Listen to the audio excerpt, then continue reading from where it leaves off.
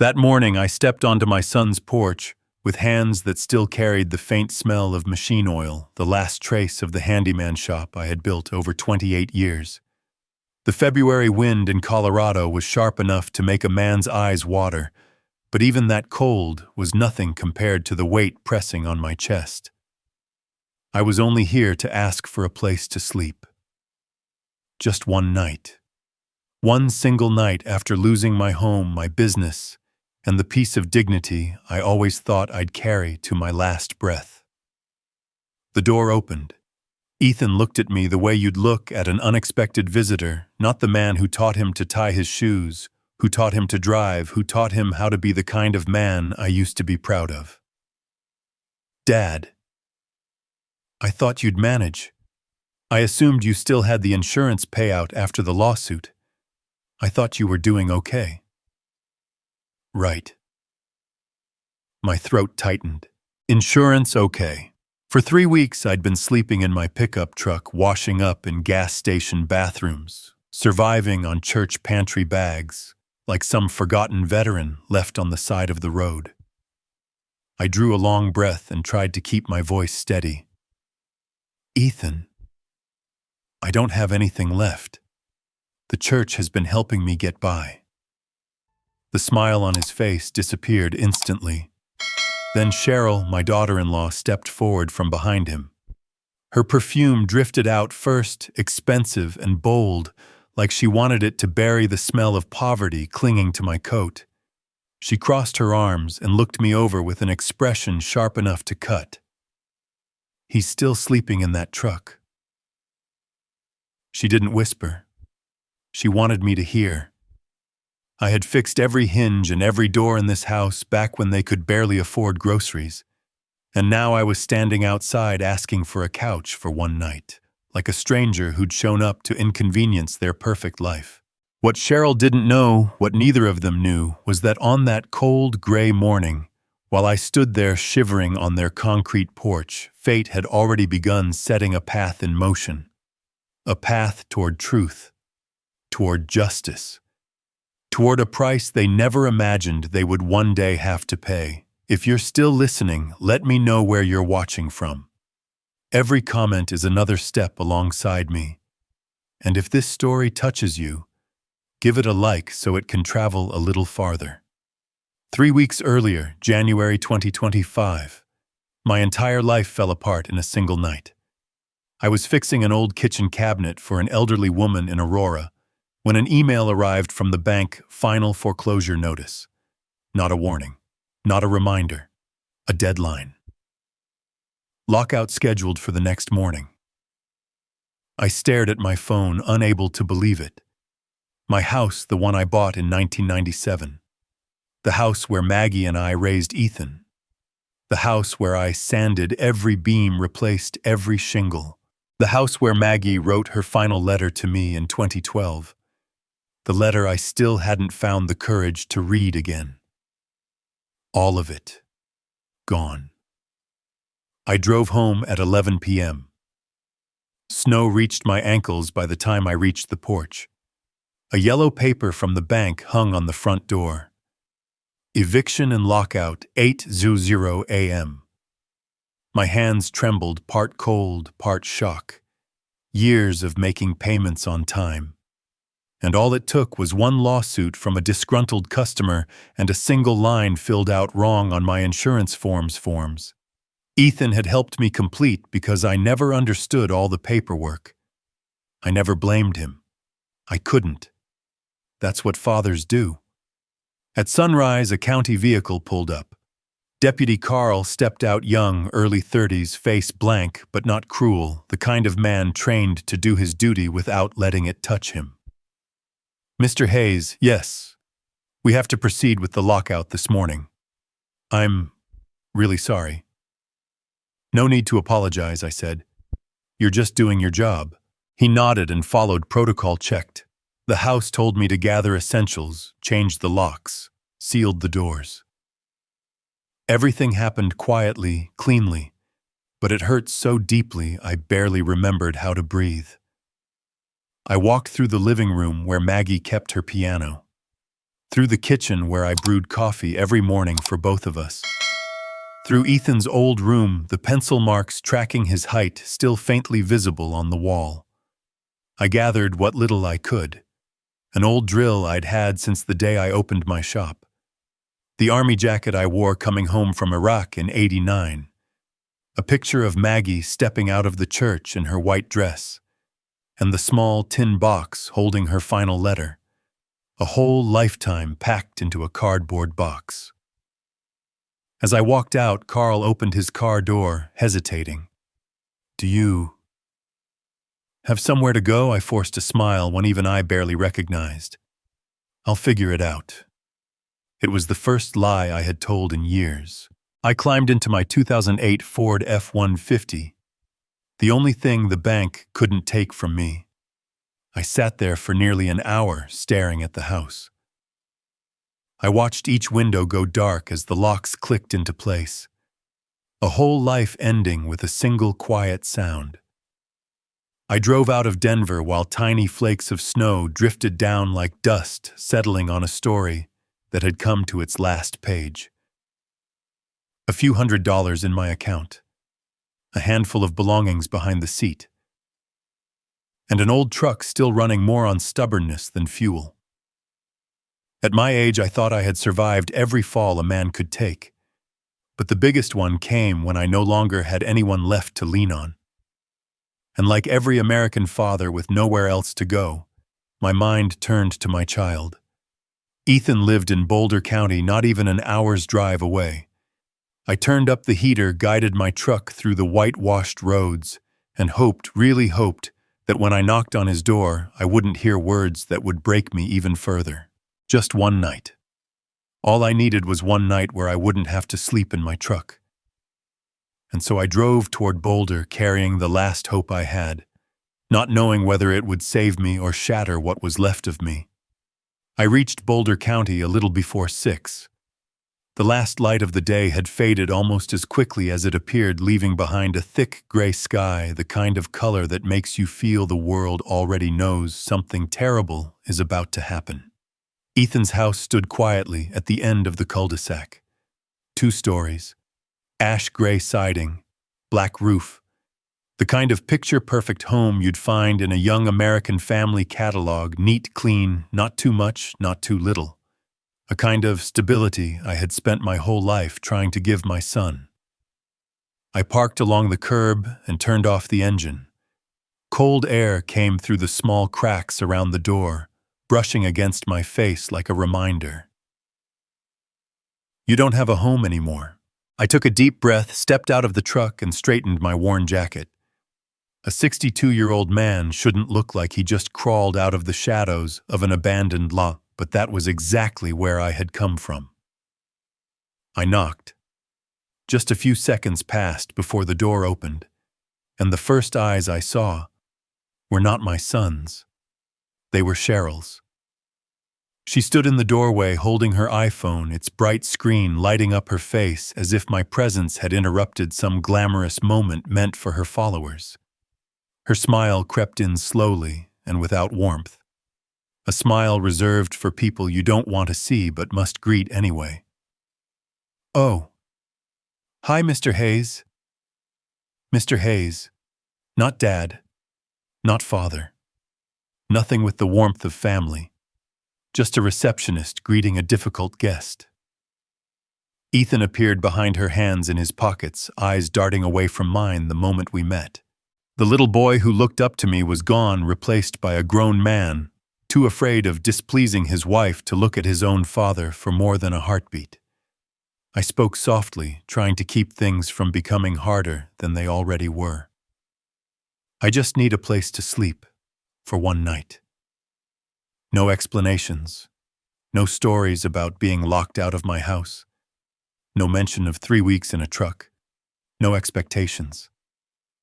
But what I received was Cheryl's polite, empty smile and eyes that told the truth far better than her mouth ever did. "Oh, well, that's unfortunate because my mom's coming over tonight. The house is a bit messy, and the living room is under renovation. It's really not a good time." Her mother lived in Arizona. She never visited Colorado in winter. And the living room, I was the one who fixed that room last year. There wasn't a thing wrong with it. But I stood still and let Cheryl stitch together lie after lie, not even bothering to hide the seams. Ethan stepped in, voice quiet, soft, shaped by a woman who controlled every ounce of his emotions. I don't want you to feel uncomfortable, Dad. I think maybe you'd be better off having some time alone, to rest, to sort things out. I looked at my son for a long while, long enough to wonder where all those years of teaching him to be a good man had gone. Or maybe the fault was mine. Maybe I'd lived so proudly that he believed I'd never need anyone. I wanted to ask, do I not deserve a spot on your living room couch? But all that came out was a small nod. I understand. I saw Ethan's shoulders relax, not because he wasn't turning away his own father, but because he'd avoided a fight with Cheryl once the door closed. Cheryl stepped forward, ready to end the awkward visit. We'll call you when things settle down. Truly. I didn't answer. Neither did Ethan. And then the door began to close. It didn't slam. It didn't snap in anger. It didn't even shake. It closed with a soft, polite click, the kind of sound people make when they want to end a relationship without leaving fingerprints behind. But to me, that sound was the clean final line drawn across 62 years of being a father.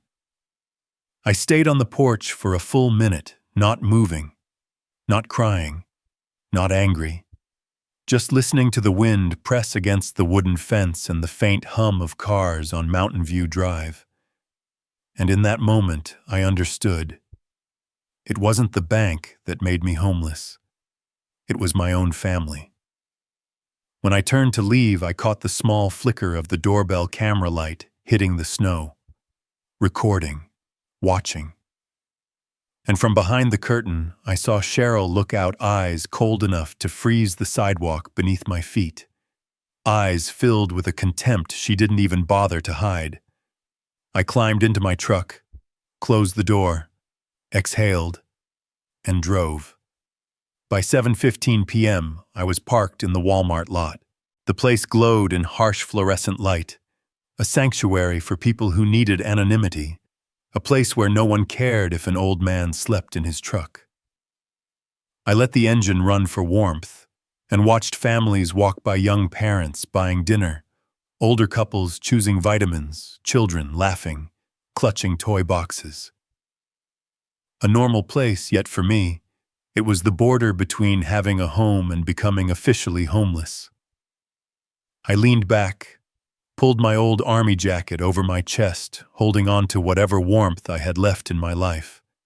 And in the quiet of that parking lot, I finally faced the truth I'd avoided for years. A veteran, a man who rebuilt his life from nothing after the war, a man who built a business with his calloused hands, no longer had a place to call home. In my mind, a small, sharp voice whispered, "From now on, you stand alone. No one is coming to save you." I closed my eyes and let the Colorado night wind blow through the cracks of the window, blowing through everything I once believed would last. That was the first night of my life as a homeless man. A Walmart parking lot at night has its own kind of smell, warm rubber, cooling off the sharp hint of coming snow and the quiet scent of loneliness drifting through the air.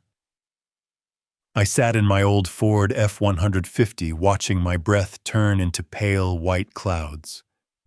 The dashboard clock blinked 2:07 a.m. I couldn't sleep. My body was exhausted, but my mind refused to close its eyes. For the first time in 62 years, living on American soil, I no longer had a home to go back to. I pulled my old army jacket tighter around my neck. It didn't add much warmth, but it reminded me that at least one part of my life still held some meaning. Everything else felt like pieces scattered on the floor.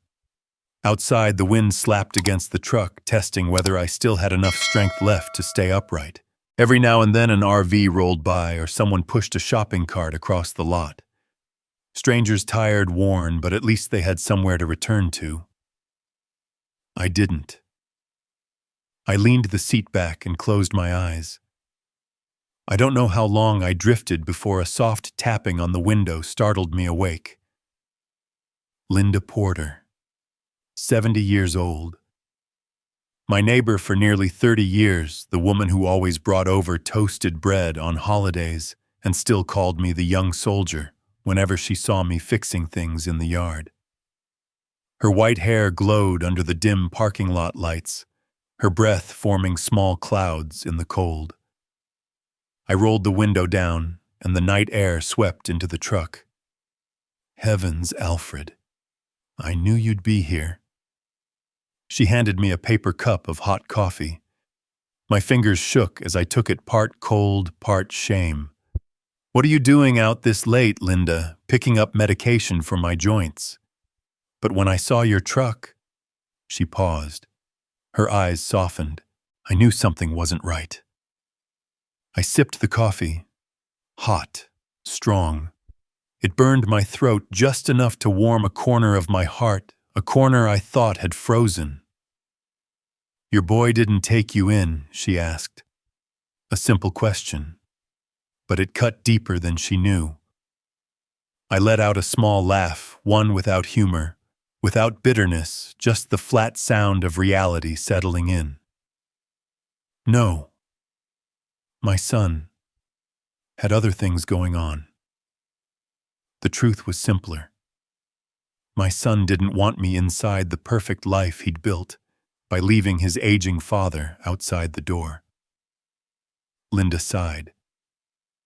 I'm sorry, Alfred. I'm used to doors closing, Linda. She placed her hand on the edge of my window and squeezed my fingers gently. You don't deserve this. If you need a place, my home always has room. I shook my head immediately. No, I don't want to be a burden. She looked at me for a long moment. Her eyes were kind. Too kind for the kind of hurt I was trying to keep from spilling over. At least, drink the coffee while it's hot. Then she walked away, slow, small steps, disappearing into the dim glow of the lot. I watched until she was gone behind the row of trucks. 2:58 a.m., 3:10, 3:24. Time passed like heavy stones pressing against my ribs. And then, at 3:29 a.m., my phone rang. I jumped and stared at the screen. Unknown number. Not saved. Not local. Not anything connected to Colorado. No one calls an old homeless man at this hour, unless it's bad news. I answered. Mr. Alfred Hayes, the voice was steady, calm, cut from steel, the voice of someone used to being obeyed. Yes. This is Hayes. This is Edmund Clark, estate manager for Mr. Harrison Blackwell. I frowned. That name sounded like it belonged to a world I had never been part of. I think you have the wrong person, Mr. Clark. I don't know anyone named Blackwell. He knows you. Edmund didn't hesitate. The silence inside the truck grew heavy. Mr. Blackwell would like to meet you this morning at 10 a.m. in Aspen. Aspen. I almost laughed. From where I sat, Aspen was more than a 3-hour drive through mountain passes, snow, and the very real fact that my gas tank was nearly empty. Mr. Clark, I think Mr. Hayes. His voice lowered. Not threatening, final. Mr. Blackwell stated clearly that this matter is important, and that only you can clarify it. I looked at the clock.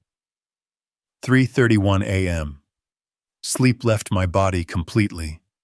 I'm not sure I can make it. My truck's almost out of gas. And I don't exactly have ding my phone vibrated. Bank notification. I opened it. $500. Edmund Clark. Deposit. I froze. Edmund's voice followed calm as a heartbeat monitor. An advance for the trip. No need to return it. If you decide to come, Mr. Blackwell will be waiting at the Blackwell estate in Aspen. If not, keep the funds. I didn't speak. 1,000 questions piled up in my head. Why would a billionaire want to see me? Why now? And how did he even know who I was? I breathed in slowly. Mr. Clark, if this is some kind of scam, you picked the wrong man. I've got nothing left to lose. I understand. His tone didn't waver. And because you have nothing left to lose, Mr. Blackwell wants to see you. A sentence like a cold shadow spreading across the cabin of my truck. Before I could ask anything else, the line went dead, leaving me alone with the wind, the dark, and the sound of my own breathing. I stared at the unexpected $500 in my account, the largest amount of money I'd seen in weeks. A scam, possible. A trap, maybe. But scams don't send real money. Not $500. Not at 3 a.m. And they certainly don't request a meeting in Aspen with a nobody handyman like me. I turned the key. The engine coughed awake. The fuel needle barely lifted. My hand tightened on the steering wheel, my chest heavy, but for the first time in months, something flickered inside me. Hope. Not the gentle kind. The sharp kind. The kind a man feels when his back is against the wall. One question echoed through my head. Why would one of the richest men in the state want to meet someone like me? I had no answer. But I knew one thing: if life was throwing me a rope, even if that rope led into the dark, I had to grab it. I turned the truck toward the highway to Aspen. The first hint of light was rising in the east, and the journey that would change my entire life began right then. I pulled out of the Walmart lot a little after 4, just as a pale line of light sliced through the darkness in the eastern sky, thin and cold, like someone had taken a razor to the night. My Ford F-150 rattled as it climbed toward the highway. Snow whipped across the windshield in hard, slanted sheets. A January road to Aspen never shows mercy to the faint-hearted, and I wasn't nearly as strong as I used to be. But I kept driving. I'd crossed mountain passes in the middle of the night on military orders.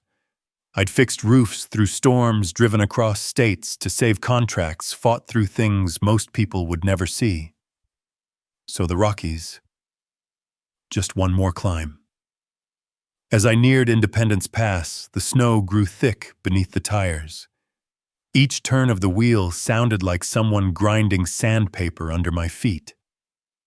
Wind shoved the truck from the side, rocking it hard, almost asking, "Do you still have enough in you to keep going?" I did, because I had to know why a billionaire in Aspen wanted to meet a homeless handyman like me. When the sun finally pushed itself over the ridge, its first rays hit the snow-covered cliffs, turning them a strange cold gold, the kind of light I'd only ever seen in resort brochures I couldn't afford. And then the Blackwell estate appeared. From the first moment it came into view, I understood that the man who lived there belonged to a world I had never stepped foot in. A wrought iron gate nearly 10 feet high, intricate scrollwork, stone pillars carved with an old American crest, 2 guards in black uniforms standing as still as statues. I slowed. Before I touched the button, the window lowered automatically. One guard dipped his head. "Mr. Alfred Hayes." "You're expected." I nodded, feeling my heart tighten in a way I didn't quite recognize. Hearing those words from my own son had been hard. Hearing them from a billionaire's guard felt even stranger. The gate opened silently, no creak, no scrape, just a wide open path inviting me into a world that had never been mine. The driveway curved through a forest of snow-covered pines, and when I reached the main house I had to look twice to believe what I was seeing. A massive gray stone mansion, New England architecture blended with old European lines, steep roof peaks, white-framed windows, tall chimneys releasing thin ribbons of smoke into the mountain air. It looked like something lifted straight out of a different life, a life I had never lived. Edmund Clark stood waiting at the entrance, dressed in the same sharp black suit his voice had worn at 3 a.m. He gave a small, respectful bow. "Welcome, Mr. Hayes. Mr. Blackwell is expecting you." Not a single unnecessary word. Not a glance of judgment. I followed him inside. Every detail stunned me, though I tried to hide it. Walnut floors polished like glass, oil paintings lining the hallway, a faint scent of cinnamon mixed with wood smoke from the fireplace, luxury without boasting. Edmund walked ahead with the steady, practiced pace of a man who had served powerful people his entire life. "He wishes to see you alone," Edmund said. "No doctor present." I lowered my voice. "He's that ill." Edmund slowed just a fraction, but didn't turn around. "Stage 4 pancreatic cancer. Only weeks left." But his mind... A brief pause, sharp as a blade. A chill crawled up my spine, half curiosity, half fear. We stopped before a thick wooden door. Edmund knocked twice, then opened it. The room looked nothing like a hospital. It felt like a private library, oak shelves, wide windows overlooking snow-covered mountains, a fire burning softly in the hearth. And then I saw him. Harrison Blackwell, 80 years old. His body thin, fragile, swallowed by a heavy quilt. But his eyes were bright, sharp, cutting straight through me as if digging for memories I didn't know I still had. Edmund spoke gently. "Sir, Mr. Hayes is here." Harrison lifted a hand, weak, trembling, but still carrying an authority that filled the room. "Edmund, leave us. I want to speak to him alone." When the door shut, the silence fell like snow. Harrison extended his hand. I stepped forward and took it. It was cold, but his grip was unexpectedly strong. "You don't remember me, Alfred." His voice was rough but clear. "But I owe you my life." I froze. My thoughts scattered like rocks falling off a cliff. I stared at him, searching his face, combing through the memories of every year behind me. Nothing surfaced. "We've met before." My voice barely made a sound. Harrison allowed himself a faint smile. The smile of a man close to death, yet fully at peace with the life he'd tied up neatly. "You saved me, Alfred." Each word cut through the frost of forgotten years. "I've waited a long time for the chance to tell you that." My heart pounded. My throat tightened. I don't understand." Harrison inhaled, slow, painful, then opened his eyes again, their steel-sharp clarity locking onto mine. "Do you remember the snowstorm in 2017? On Berthoud Pass, the room fell absolutely still. 2017. Berthoud Pass. A night when the wind howled like a wild animal, snow erased the sky, and that high, deadly pass claimed people every year.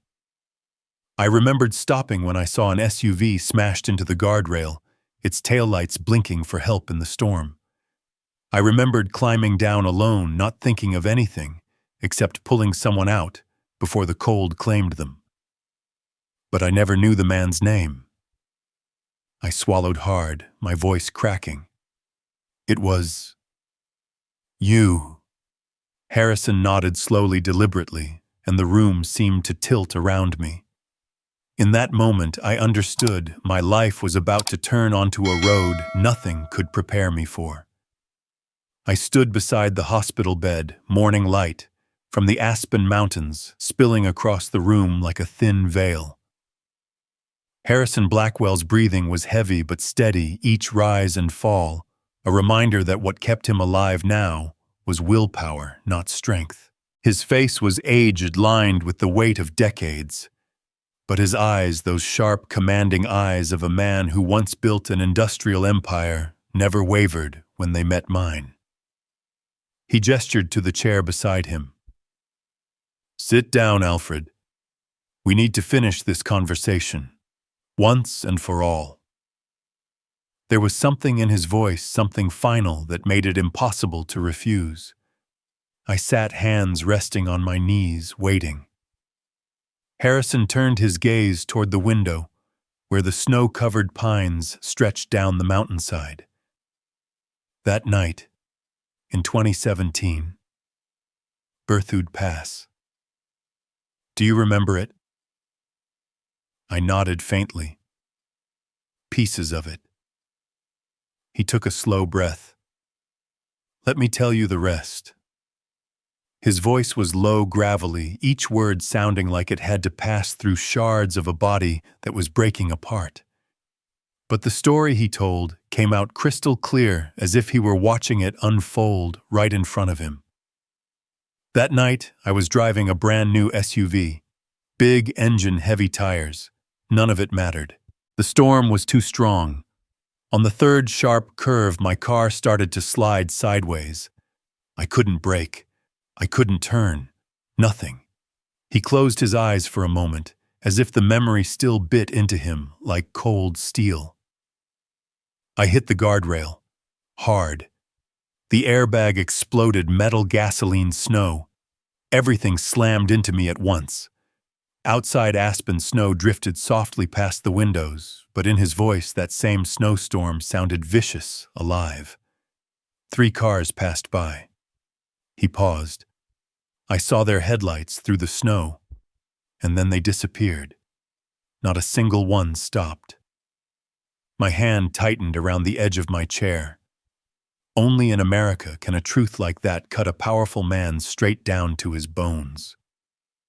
My SUV tilted toward the edge. The wind slammed into the windows so hard I thought they'd shatter. If I slid just 6 more feet. He exhaled shakily. I would have gone over the side.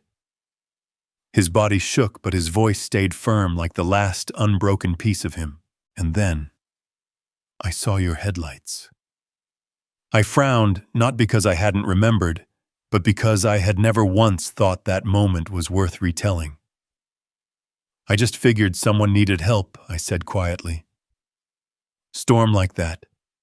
Leaving a man behind didn't feel right. It's the soldier in me." Harrison looked at me for a long time, long enough to peel back the modesty I always hid behind. "You didn't just help, Alfred. You did what 3 men before you refused to do." He lifted a trembling hand. "You smashed my passenger window. With a rock. Your hands were bleeding." I remembered. I remembered the bite of icy glass in my palms, the sting of snow cutting across my face, the roar of the storm drowning out everything except instinct. "I tried the door," I murmured. "It was jammed." Harrison nodded. "You pried it open, with your bare strength. I could barely see you through the snow, just the silhouette of a man I thought I'd imagined. The kind of man I respected back when I still believed in good men." His voice cracked. "You pulled me out. I passed out. And you wrapped your coat around me. Then drove down the mountain in a storm that had shut down half the county. I wanted to say anyone would have done that. But he cut me off with a voice sharp enough to slice through the quiet no. Not anyone. Not in that storm. Not in that darkness. Not for a stranger." He leaned back, breathing hard. I woke up in the hospital. They told me if I'd stayed in that car for 5 more minutes, the cold would have killed me. The room went so still I could hear the tick of the clock on the far wall. I looked down at my hands, hands that once pulled him from that wreck, now trembling with age. "Why did it take you 7 years to reach out?" I asked. Harrison let out a bitter, hollow laugh. "I didn't know your name, not your license plate. Not a single thing about you except that you were the only man who stopped." He pointed weakly toward a wooden box beside the bed. "I hired people to search for you. For years. But you," he gave a faint smile, "are hard to find, Alfred. You live too simply." It wasn't a compliment. It was the truth. I'd lived quietly, no social media, no online presence, nothing flashy. Just work. Just survival. "I never thought anyone would try to find me," I whispered. "But I did find you." Harrison's voice softened. "And not through technology. Through your insurance file." I blinked. "My insurance," he nodded toward Edmund, who stepped out from the shadows with a heavy binder. "When my investigator reviewed your records," Harrison said slowly, "he found something concerning." Edmund handed the binder to me. Inside were pages of documents, risk charts, flagged items, inconsistent entries. And on the third page, highlighted in red liability risk flag, due to inconsistent information in application submitted 2019. I stared at it confused. "What does that mean?" Harrison swallowed. "The person who filled out your insurance paperwork incorrectly was your son." My chest tightened. Hard. I read the sentence again and again. "No," I whispered. "Ethan only helped me fill out a few forms. He didn't mean to hurt anything." "I'm not saying he meant to." Harrison's tone was firm. "But those mistakes flagged you as a liability. And when you were sued last year, the company used that old flag to deny your claim." He looked at me, his eyes sharp, sympathetic, and painfully honest. "I'm sorry, Alfred. But the truth is, your son unknowingly destroyed your financial safety long before he closed his door on you." I leaned back in the chair. The room spun not from shock, but from a grief I had never allowed myself to feel. Ethan, my boy who used to run to me after nightmares, who I taught right from wrong, had played a part in the fall I had blamed entirely on fate. Harrison exhaled. "And if you hadn't shown up that night in 2017, his voice lowered. "One strong gust of wind would have sent that SUV off the cliff." He paused. "I would have died in that snow, Alfred, without you. The night I saved him was the night that would end up saving me." 3 days after that conversation, in Harrison Blackwell's cold, sunlit hospital room in Aspen, I found myself walking into Blackwell Estate, again not confused this time, but wary. Wary in the way a man becomes when he knows the next thing he hears may alter the course of his life forever. Snow was falling heavier that morning. Large, slow flakes drifting down like they understood I was stepping into a chapter I wasn't fully ready for. Edmund met me at the door, same black suit, same expression carved from stone. "Attorney Green is in the library, Mr. Hayes. Mr. Blackwell requested your presence before anything is signed." "I thought he was too weak to handle more work," I said quietly. Edmund lifted his chin just a little. "There are things he insists on finishing before he leaves us." That sentence chilled me deeper than the wind outside. The library inside Blackwell Estate was wide enough that my footsteps echoed like I was walking through a cathedral. Morning light poured in through 2 tall windows and spilled across the mahogany conference table. On the table rested a thick stack of documents, and beside it sat a woman, Vanessa Green, the kind of beauty that came from discipline, not vanity. Posture, straight, dark hair, tied back, sharp eyes, forged from years of dealing with wealthy families who fought over every dollar. "Mr. Hayes," she said, rising to shake my hand. "Good to finally meet you in person. I manage Mr. Blackwell's estate." I nodded my chest, tightening without reason. Vanessa opened a folder. She set each document down carefully, like each page weighed more than gold. "3 days before you arrived in Aspen," she began, "Mr. Blackwell updated his entire living trust and will." I swallowed. The air seemed to thicken. He updated it. Because of me, she didn't answer immediately. Instead, she slid another stack of papers toward me. "In the updated will his children, Richard and Amanda, will each receive a fixed amount, $100,000. I frowned. "Only 100,000, Vanessa nodded. "Yes, and not a penny more." I stared at the text. 100,000 isn't nothing.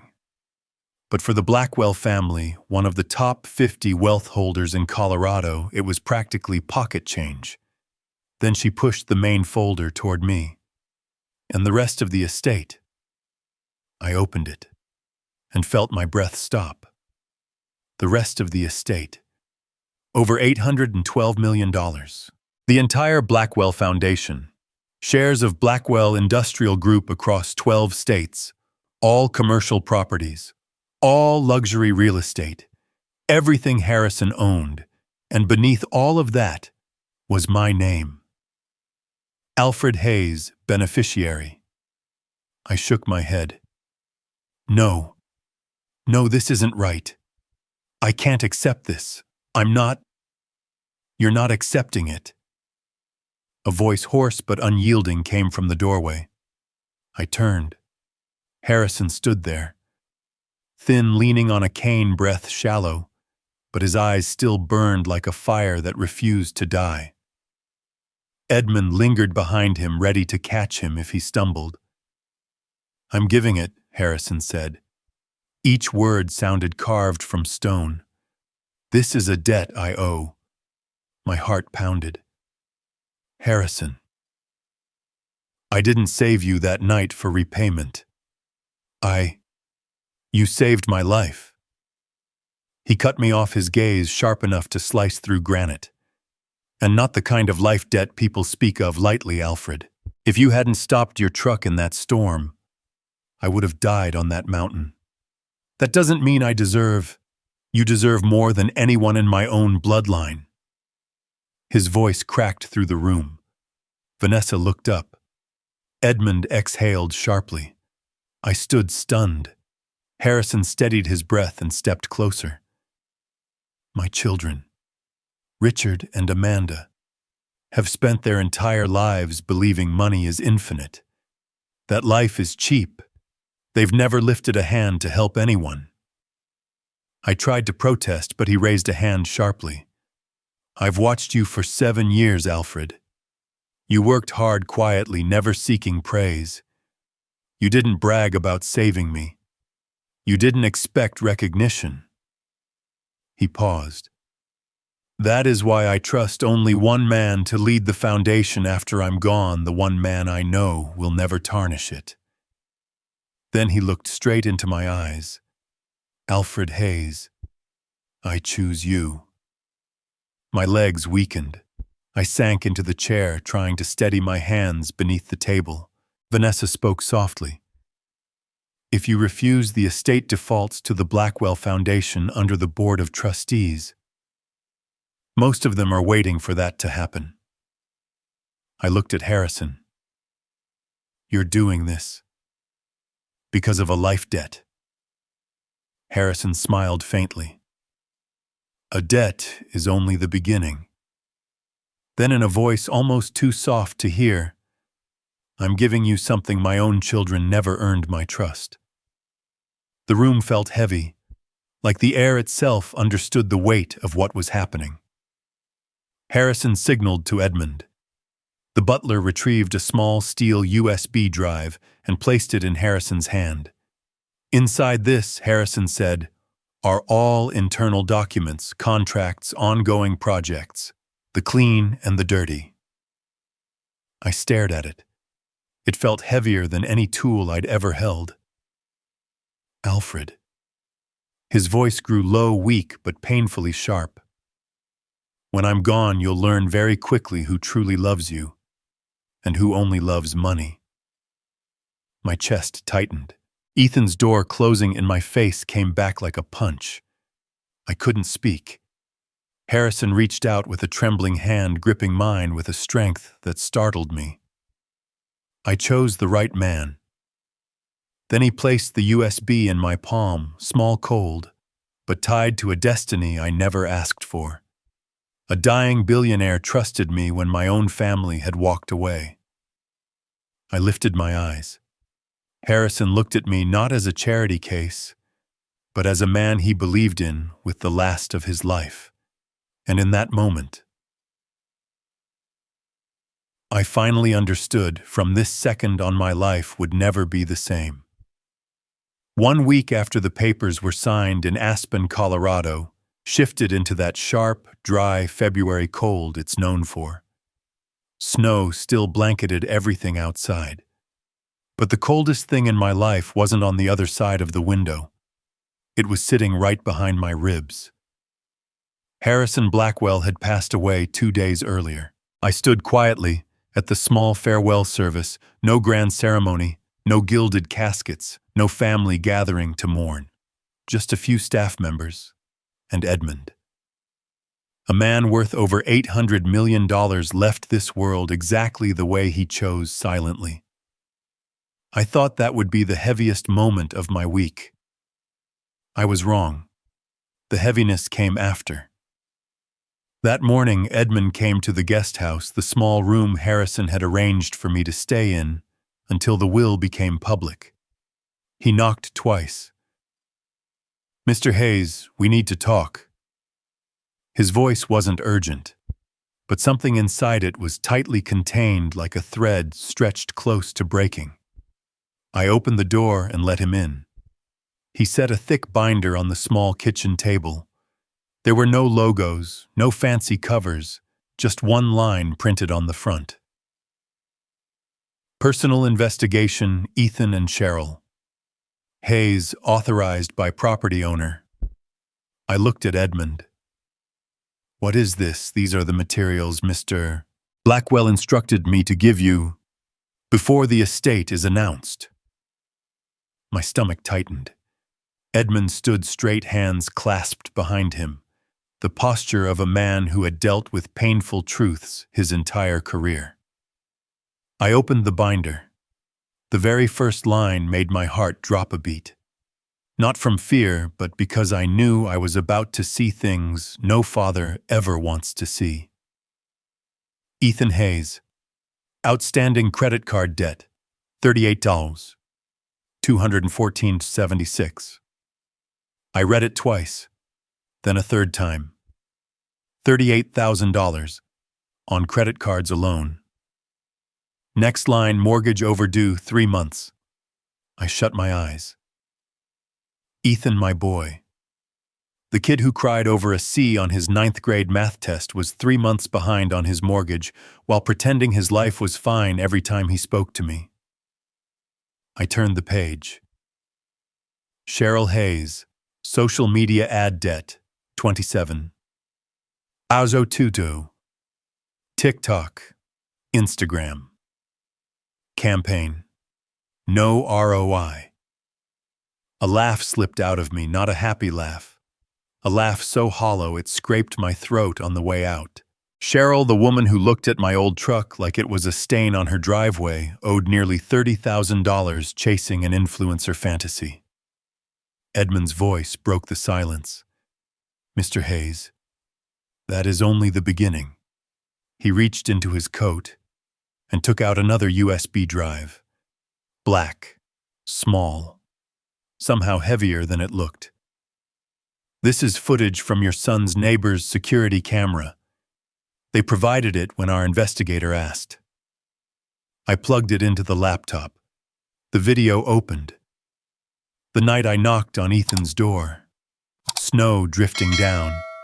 Me standing there, cold, tired, embarrassed to need help. Then Ethan opening the door. Cheryl behind him. Then me walking away. The camera's auto-zoom followed movement and caught Cheryl pulling the curtain aside, watching me. Then stepping forward. She turned on her phone flashlight and scanned the inside of my truck, like a pawn shop owner assessing a broken TV, like someone checking whether a useless old man had anything worth taking. Her face showed no pity, no concern, just calculation. Edmund spoke quietly. She inspected your truck for nearly 15 seconds. Our investigator verified. I couldn't speak. I kept watching. Another file opened automatically, a voice memo. It was Ethan's voice. If Dad ever gets lucky and turns his life around, I'll treat him like a king.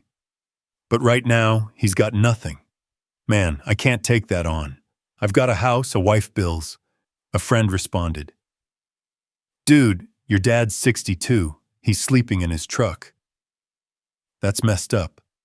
Ethan replied, soft, almost bored. He's used to it. No mention of whether I was cold, whether I was eating, whether I was safe, whether I was still clinging to some shred of dignity. Just if Dad's life improves, I'll show up. If not, he can fend for himself. The binder slipped from my hands and hit the table. I braced myself against the counter before my knees gave out. Edmund kept his distance. He didn't comfort me. He didn't rush in. He was respectful in that painful, formal way people are around grief too deep to touch. Mr. Hayes, he said softly, Mr. Blackwell did not want to destroy your family. He simply wanted you to see clearly. I couldn't speak. I managed a small nod. A quiet ache opened inside me, slow, steady, sharp. Not the ache of being poor, not the ache of losing a house. The ache of realizing the truth my son no longer saw me as a father. Later that afternoon, I stepped outside onto the stone steps of Blackwell Estate. Snow drifted down in glittering flakes. I sat there a long time thinking about Iraq nights under mortar fire, about raising Ethan alone, about all the mornings he fell asleep in his car seat as I drove him to school after long shifts. And one question pressed down on me with the weight of the Rockies. Where did I go wrong? Was I too soft, too quiet, too forgiving? Did I teach him I'd always survive anything, so he believed he never had to show up? A ringtone cut through the cold air. A name flashed on the screen. Tommy Jenkins, I answered. Mr. Hayes, is that really you? His voice was both excited and emotional. I'm here, Tommy. Sir, I just wanted to say thank you. Back in 2018 when I broke my leg and fell behind on my mortgage. You covered a month for me. I never forgot that. A real smile, small, tired, but real, pulled at my face. Tommy, I only did what needed to be done. No, sir. You helped me when no one else did. I'm doing well now, wife, kids, steady work. If you ever need anything, I'm here. I owe you my whole life. His voice steadied. Heroes get forgotten sometimes, but they don't disappear. The call ended. I stared at the snow-covered mountains, letting his words sink deep. On one side, my own son turning his back.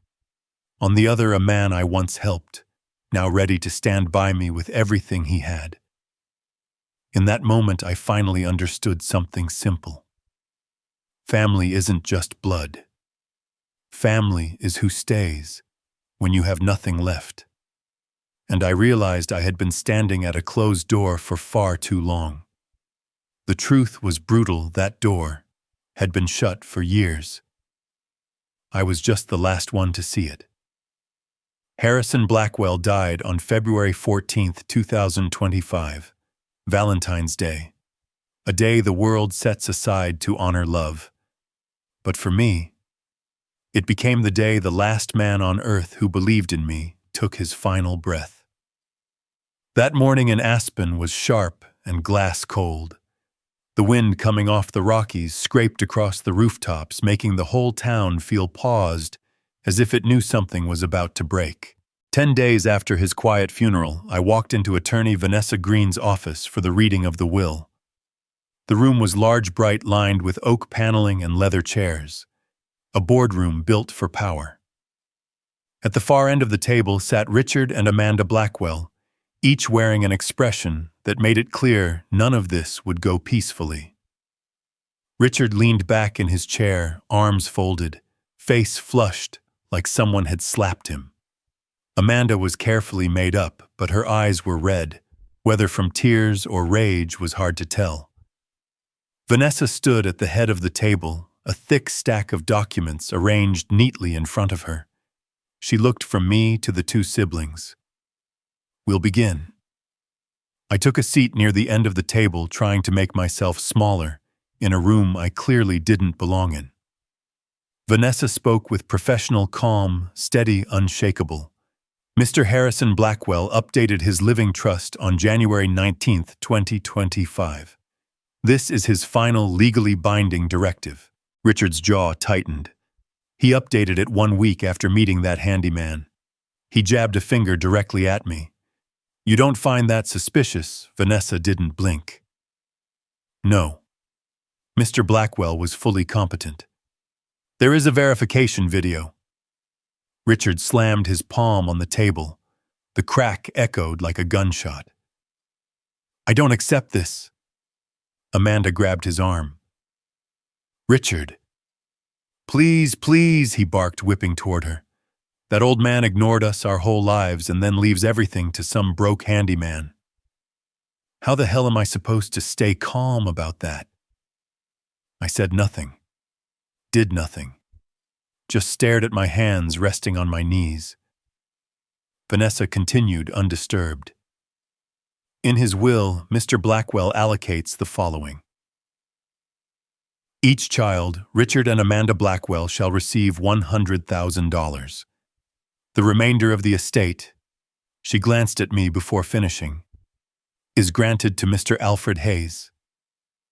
The room exploded. Richard shot to his feet so fast his chair toppled backward, crashing to the floor. "What the hell is this? Who is he?" Some washed-up handyman at death's door. "Why?" Amanda's hand flew to her mouth. Her eyes widened, glassy with shock, then filled with venom as she pointed at me. You manipulated my father. You took advantage of him while he was sick, didn't you?" "What did you do to him?" I looked at her. Her eyes were a mix of fear and greed, two things that strip a person of their dignity long before poverty ever could. I spoke slowly. "I never asked your father for a single dime." Richard let out a sharp, mocking laugh. "Of course. Poor people always say that right before they walk off with $800 million. I wanted to stand, to defend myself, to tell them about the snowstorm in 2017. But Harrison had warned me, you don't need to defend yourself. Truth stands on its own." So I stayed quiet. That silence, heavy, steady, unbroken, made Vanessa glance at me with a subtle, unexpected respect. Amanda's tears spilled over. My father was sick. He was not in his right mind. He couldn't possibly have meant to leave everything to a stranger. Vanessa inhaled deeply and signaled the assistant. "We'll play the video." The lights dimmed. The large screen flickered on, and Harrison appeared frail, pale, but with the same razor-sharp eyes he used to run Blackwell Industrial Group. Vanessa spoke, "This is the video will. 3 witnesses certified, timestamp, full legal validity." Harrison's voice filled the room, low, rough but firm. "I am Harrison Blackwell of sound mind and full capacity. I make this will voluntarily." Richard sank back into his seat, color draining from his face. Amanda covered her mouth again, tears dripping steadily. On screen, Harrison looked directly into the camera. "Some will ask why I leave the bulk of my estate to Alfred Hayes. My answer is simple. He is the only person who did the right thing when no one was watching." Richard punched the arm of his chair. Amanda's breath came out in harsh, broken gasps. Harrison continued. "He saved my life, and I trust him to lead the foundation and protect what I've built." The video ended. Silence took over the room, deep, stone-cold silence. Then Richard burst again. "I'll sue. You hear me? I'll sue until his name is burned out of that estate." Vanessa lifted one eyebrow. "You have the right to sue, but Mr. Blackwell's will has already passed verification under Colorado law. Your chances of overturning it are between 3 and 7%. She held Richard's gaze steady. "Unless you can prove Alfred coerced or manipulated a dying man, and records show Alfred met Mr. Blackwell only 3 times. Richard's fists tightened, then he stormed toward the door, shoving it open so hard it rebounded off the wall. Amanda rose, next hands shaking badly enough that her phone slipped from her grip and clattered to the floor. You turned my father against us. You stole him from us." Then she spun toward the assistant, fury blazing through the tears. "Get the press here. All of them. I'm going to tell every reporter what really happened." She fled the room, crying, shouting into her phone, her words frantic and jumbled, but I heard 3 of them clearly. "Never forgive this." The door slammed. Now it was just me, Vanessa, and 2 legal staffers. I lowered my head. No anger, no defense, no pride, just quiet. And in that quiet, every remaining person in the room looked at me with something new in their eyes. Respect.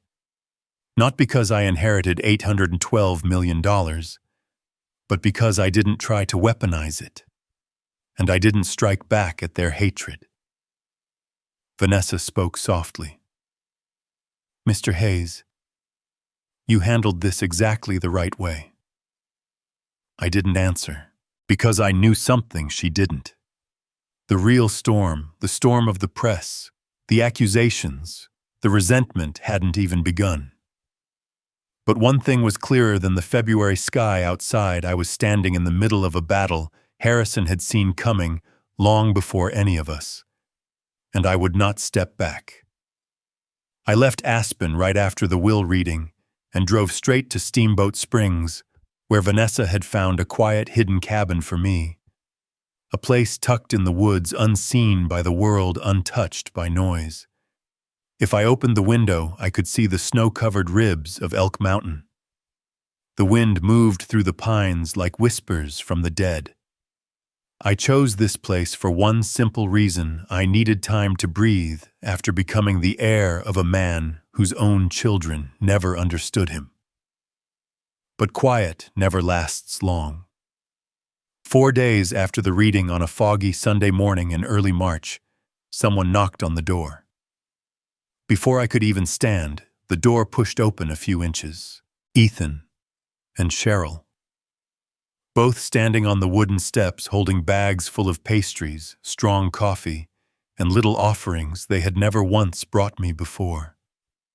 Cheryl smiled a smile so cold the cabin itself felt colder. "Dad. Oh my God. You're really here. We've been so worried about you." Worried, I looked down at my boots, wet with mud and snow, then at her spotless leather ones. The way they stood, leaning slightly toward each other, trying to appear united, looked more awkward than her smile. Ethan stepped in first, placing the pastry box on the table by the door. "Dad, we messed up. Please forgive us." His voice trembled a little, but his eyes didn't. Those eyes weren't looking for forgiveness. They were looking for an opening. Not an opening into my heart, but into the world they believed I now controlled. I sat in the wooden chair and motioned for them to come in, sit. Cheryl scanned the cabin, the small stove, the wooden table, the picture of Maggie by the window, my old army jacket hanging next to the bed. She gave a little laugh. "Aw, this is cute. Rustic chic." I didn't react. I didn't need her approval or her mock admiration for the place I slept. Ethan tried again.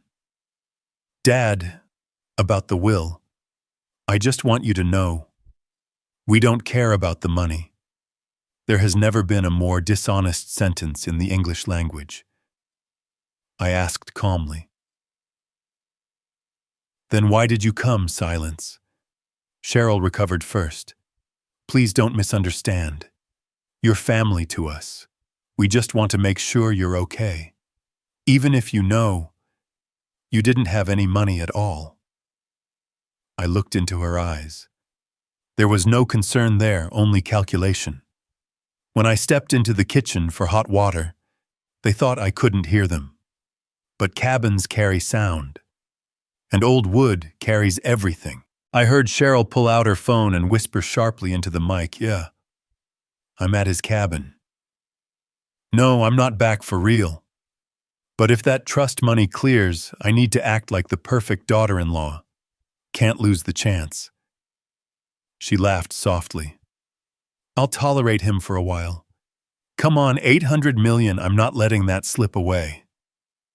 I stood behind the thin curtain, gripping my mug so tight, I almost cracked it. Every word, every syllable stabbed into old wounds still trying to close. I didn't walk out right then. I returned to the table as if nothing happened. Cheryl brightened instantly. Would you like more coffee?" Ethan jumped in, forcing warmth into his voice. "Hey, maybe I could help manage the estate for you. Huge assets can be overwhelming. I could handle everything. So you don't have to stress yourself. Handle everything." "For me or for themselves?" I asked. "Have you ever managed large assets before?" Ethan chuckled nervously. "Well, Home Depot is basically a financial environment, right?" I didn't respond. No point explaining what he didn't want to understand. Cheryl leaned in fast. "Dad, honestly, we can make our family whole again. You just have to give us another chance." I let the silence stretch long enough that they didn't dare say another word. When the sky darkened, they stood to leave. "We'll come back," Ethan said. "We want to fix things," Cheryl added. I nodded. That was enough. After their car disappeared down the hill, I sat back in the chair, my chest heavy but quiet. I wasn't shocked, not hurt like I was in front of their Boulder home. Not clinging to the hope that being someone's father meant something. Just empty. Ethan had once been the little boy who jumped into my arms after soccer practice, who waved test papers with A's on them, who called me his hero. Now he stood in front of me like a stranger, a man shaped by fear, failure, and a wife who whispered greed into his ear. And I knew if I confronted them today, I'd never see how far they were willing to go. I'd never see who they truly were. So I chose something colder. Something people who've seen war often understand. Not every battle needs a bullet. Some need silence. I poured myself a cup of hot tea, set it on the table, and sent a single message. Friday night. "Here at the cabin, dinner." Ethan replied instantly, far too quickly. "Should we bring anything?" I answered. "Just yourselves." That was the mini-climax of this new chapter of my life. No more asking for a place to sleep. No more begging for compassion. No more hoping love would save anything. I would look them both in the eye and see exactly what greed, fear, and truth had turned them into. The silence in the cabin didn't feel cold anymore. It just felt honest.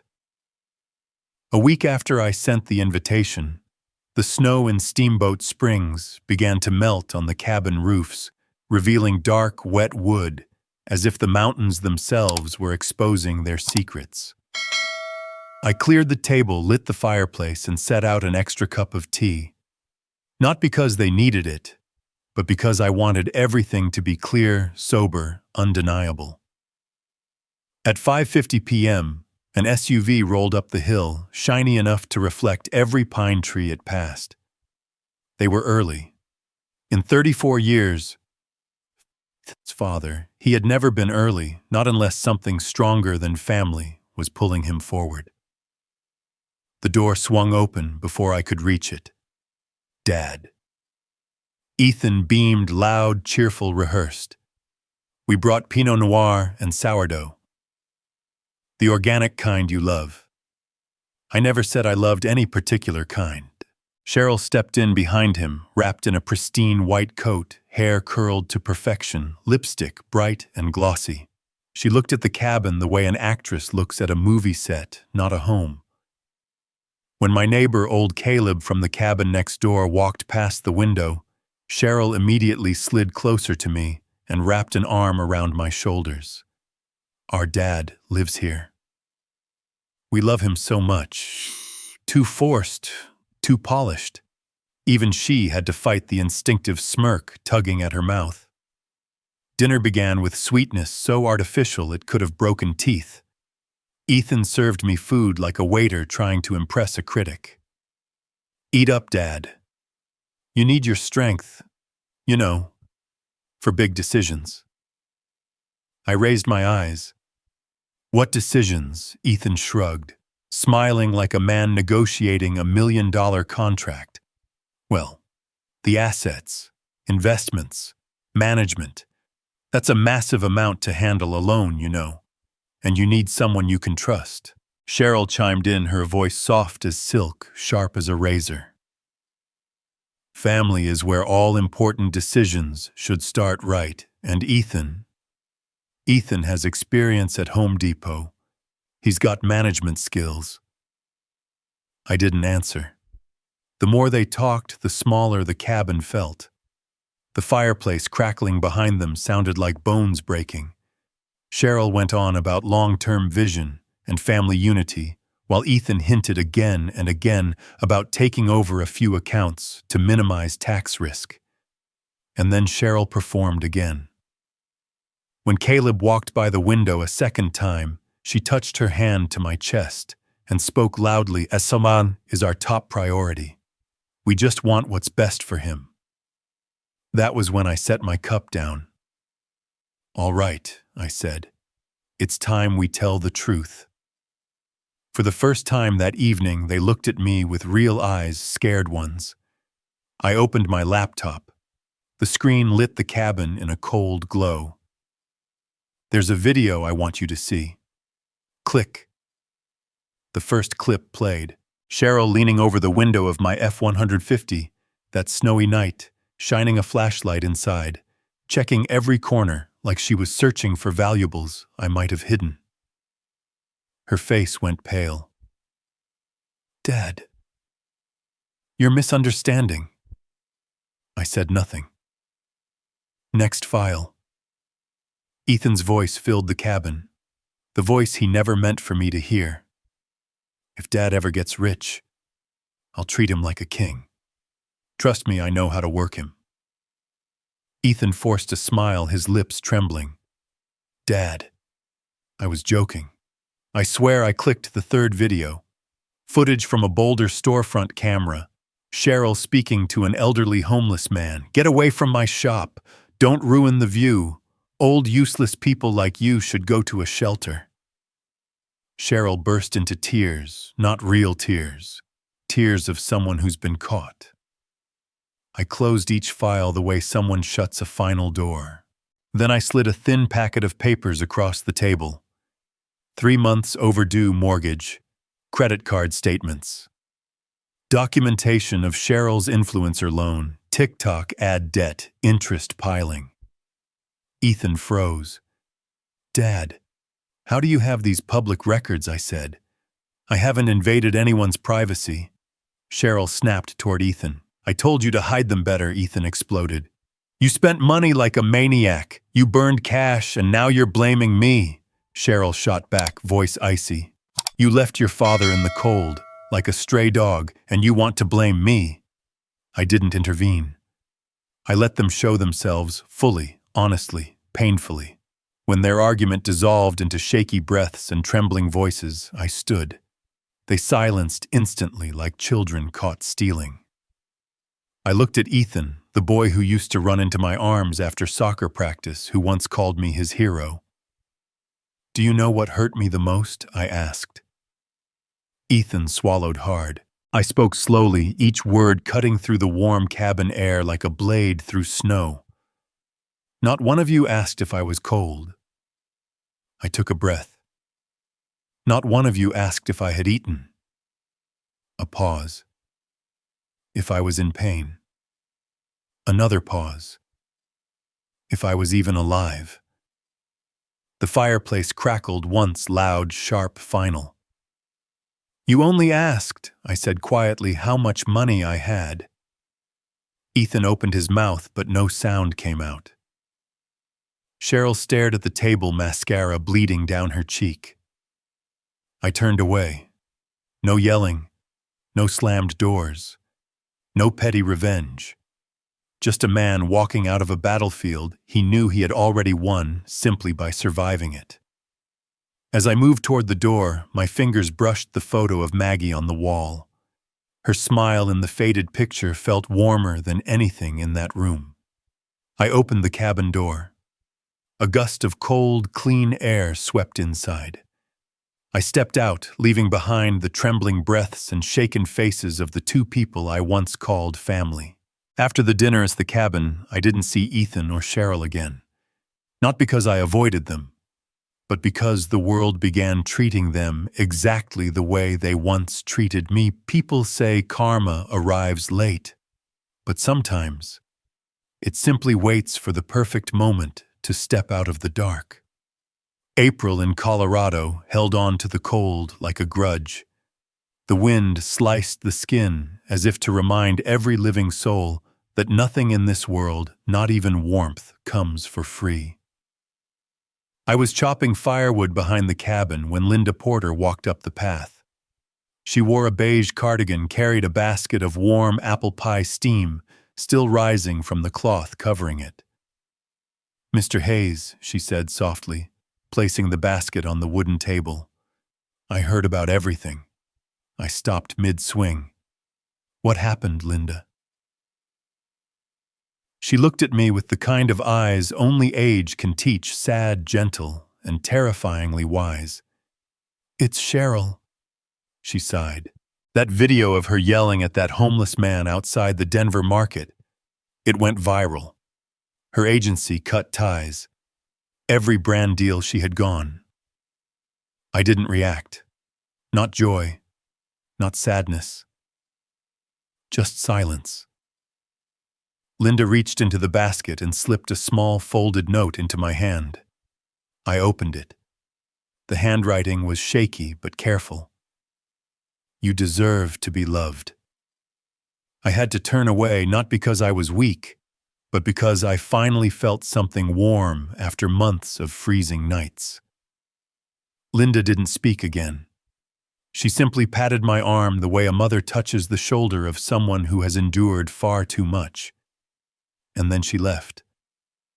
I stood there a long time holding that tiny piece of paper light as air heavy as the truth. The updates kept coming. First was Ethan. Home Depot called him into HR. Because of paperwork. Not my paperwork. His. Forms he filled out wrong. Expenses he couldn't explain. False statements. Things people once shrugged at now became the final nails in the coffin. A former coworker texted me he's on final warning. One more mistake and he's terminated. I read the message, turned off my phone, and said nothing. Life didn't need my hands to turn its wheel. It spun on its own. Then came the house in Boulder. May arrived. Snow melted. Neighbors painted fences for summer. And a yellow envelope, the kind no one wants, was taped to Ethan's door. Final foreclosure notice. The red letters at the top looked like fresh blood. Property repossession. 14 days remaining. Neighbors whispered on the sidewalk. He kicked his own father out in the cold, they say. Well, I'm not shocked the house is being taken. Life has a way of balancing things. I never wished pain on anyone. But hearing those words, I didn't feel the need to correct them. One morning I drove to Boulder to pick up a box from my old storage unit. At a stoplight near Ethan's neighborhood, I saw the white U-Haul parked in front of the house where his laughter once lived. Ethan was carrying boxes down the porch steps, his t-shirt wrinkled hair, messy face hollow. No luxury SUV, no brand-name clothes, no confident smile of a man who believed the world belonged to him. Cheryl stood near the curb, yelling into her phone, voice sharp enough to cut glass. I told you. You should have begged your dad, begged him for help. Now look, we've lost everything. Ethan set a box down on the grass. Then he collapsed onto the curb, elbows on his knees, hands covering his face, the exact posture of a man watching his entire world shatter. I didn't get out of my truck, didn't roll down the window, didn't call his name. I just watched from a distance the way you watch a storm that once destroyed you, but now turns around and hits the people who fueled it. The wind brushed my face, smelling of wild grass, old pine, and memory. I thought of the night I stood outside his door, shivering in my old army coat, hoping for a place to sleep. And I remembered his words, I just don't want you to be a burden. Now here I was, watching him lose everything. Not because I wanted it, not because I planned it, not because I sought revenge, but because life sometimes gives back exactly what we put into it. When Ethan lifted the U-Haul door and climbed into the driver's seat, I placed my hand on the steering wheel.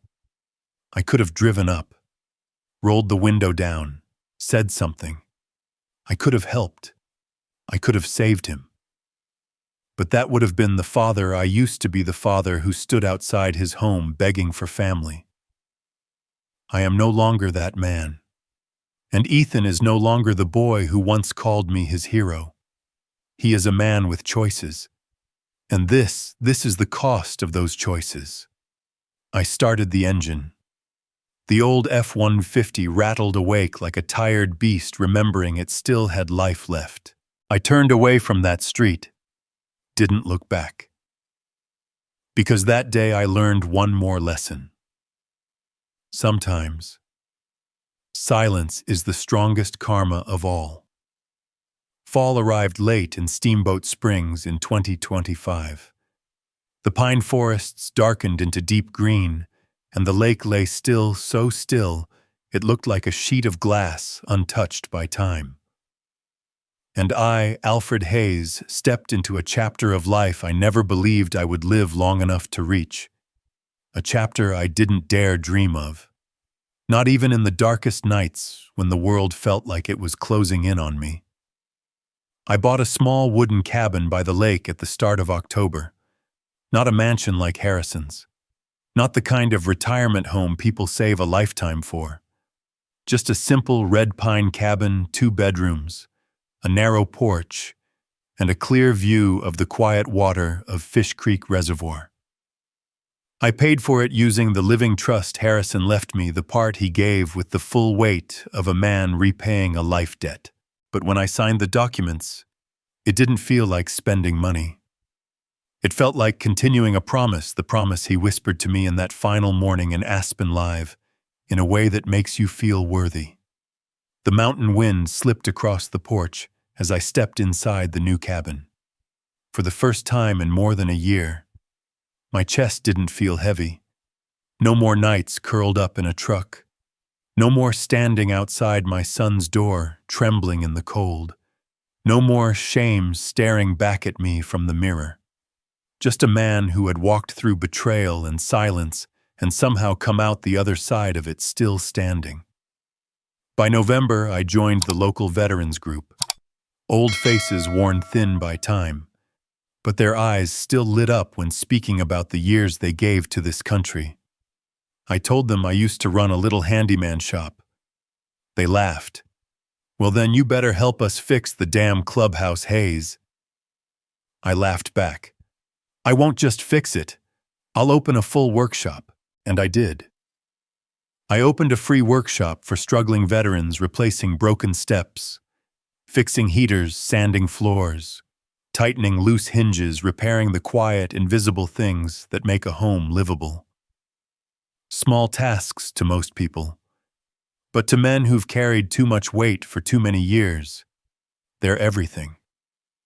Some afternoons when the sun poured golden light across the mountains like the final brushstroke of an old painter, I'd stand in the middle of that workshop and realize, this is the real gift Harrison left me. Not the money, not the estate, not the title, but the ability to fix things again, including the parts of myself I thought were broken for good. One November afternoon, I was cleaning out an old oak drawer in the cabin. The edges were worn, the kind of furniture someone built with their own hands decades ago. When I pulled the drawer out, something small fell onto the floor. A soldier's watch.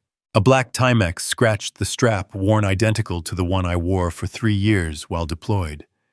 I picked it up. Cold, heavy, familiar in a way that stopped me where I stood. I turned it over and my heart stilled. Engraved on the back, "Return to Alfred Hayes, a man who keeps his word." I froze. This was the watch I lost in a thrift shop back in 2017. I went back for it. The owner told me someone had bought it moments before. That someone was Harrison. He bought it. He kept it. And before he died, he put it on the list of items to be delivered to me personally. A dying man, while his own family fought over money, took time to make sure a piece of my past was returned to me. I clutched the watch until the metal clicked in my hand. And for the first time in months, I let myself cry. Not for loss, but for grace. For the reminder that even small acts of loyalty can keep a man standing through the worst storms of his life. That night, I opened the small wooden box I'd carried since the lockout, the box holding Maggie's letter. My wife. Gone since 2013. But somehow still the voice guiding me home. I unfolded the letter. Her handwriting leaned slightly to the right, like she always wrote, while rushing between the kettle and the kitchen window. "Alfred, don't let anyone put a price on your dignity. It isn't found in money. It's found in how you live when no one is watching." I placed the letter on the table next to the soldier's watch Harrison returned to me. 2 people, one wife I loved for a lifetime, one man I barely knew, but who believed in me more than my own blood, left me the same message. Hold on to your dignity. And for the first time, I believed I had. The next morning, mist rolled across the lake like a soft blanket. I stood on the porch with a cup of coffee watching the sun rise over the ridge. My voice echoed inside my head, but it wasn't heavy anymore. I went to my son's house asking for a place to sleep. One night. Just one night. But life led me somewhere else, to a place where I found myself again. Not in money, not in recognition, not in the approval of others, but in peace, Mohun, in the quiet truth that I survived everything that tried to break me. I sat in the old wooden chair on my porch. For the first time, the wind didn't carry pain. It carried something simpler. Something softer. Freedom. Freedom from expectation. Freedom from old wounds. Freedom from the belief that I had to hold on to people who had long let go of me. I closed my eyes and whispered to the world, to Maggie, to Harrison, to myself, I'm home. Thank you for listening to my story. If you'd like to hear more journeys about dignity redemption and finding your worth again, please leave a comment, and subscribe.